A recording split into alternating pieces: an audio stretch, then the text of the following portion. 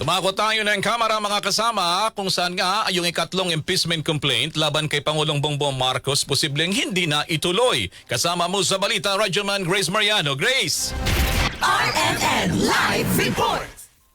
Inihain ngayong hapon ang sana ay ikatlong impeachment complaint laban kay Pangulong Ferdinand Bongbong Marcos Jr.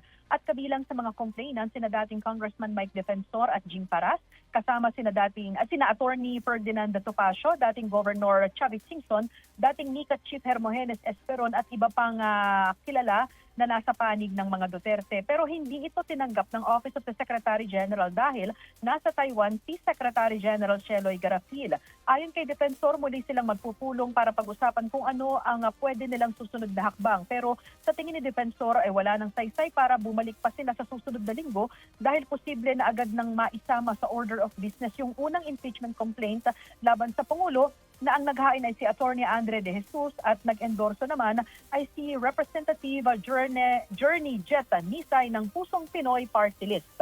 Kasama mo sa kamera, Radyoman Grace Mariano, Tatak, RMN. RMN Network News!